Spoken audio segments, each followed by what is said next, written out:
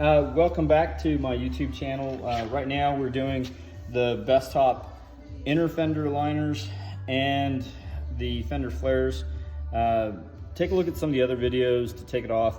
There's like 4 pins that are underneath. You just pop those Also, off there are 3 8mm screws at the bottom of the fender well. Not very difficult. You will find that you may not be able to reach some of the white inserts that are in the upper areas, because there's no way of getting to them from the rear. With that, just use your trim tool to kind of break it apart and yank it off. Now, in the instructions it says to put the inner fender liners on first. Highly recommend it, because we tried it both ways just to see if we were going to have the same experience that we did with the front fender liners and the front fenders. And in this instance, no. You really need to install the inner liner first, and here's why. So in the instructions it says that you're going to need to drill a bigger hole, and they provide you with a drill bit, and you're going to need to install a nut set. This is what a nut set is.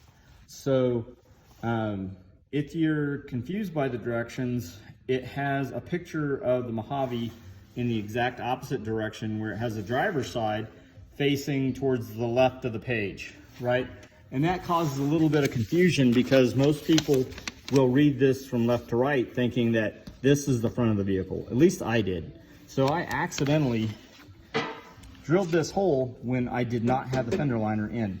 If I had the fender liner in, I would have known, no, there's already a nut set insert, so I don't need to drill this hole. So I was looking at the instructions like, oh, forward. So the picture confused me a little bit, but if you have your insert in, you'll know that there's already a nut insert here, which leaves this as the hole that you need to drill and to insert the nut insert.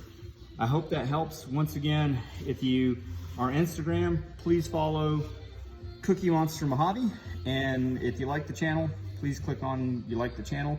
And a new video for the next steps, or we'll include the steps in the next set. And don't forget, you'll have 3 bolts here to insert into the frame. I questioned why you couldn't use the existing little pins that are in here. Well, these are a little bit bigger bolts than what came from the factory. So my best guess is that these are a little bit stronger. They're painted so that they won't rust out. And that's the reason why. Taking these clips off is not very hard. You can use a trim tool or a flat tip screwdriver to remove them. And inserting them, this is much easier than when we inserted the same clips in the front install video that you saw. These just slid right in, no problem. So hope that helps. We'll continue here. All right, so when you're drilling this, you're a little apprehensive. Just make sure that you're just widening the hole. So you just put it to the edge of the hole, and it pretty much will set itself in. And then that's it. Nothing more, nothing less. I'm gonna probably use some fine grit sandpaper just to smooth this out. The instructions say, hey, if you have any of the factory touch-up paint, use the touch-up paint. I don't have the factory touch-up paint, but what I use instead is just a little paint pen, and something like this right here. And all I'm gonna do after I sand this out is I'll just touch it up with that. And what that does is it prevents rust, and that's the whole purpose of doing some paint. Once you drill the hole, insert it in just like that.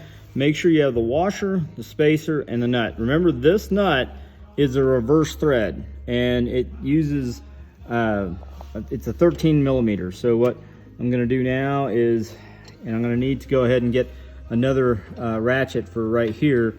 And what I'm gonna do is you'll use the 13mm for the retaining nut and hold that steady, and then turn clockwise on the bolt. All right, so here it is. The fender liners are installed. Fender flares are installed. It does get a little bit tricky. I'm not gonna pretend that it doesn't.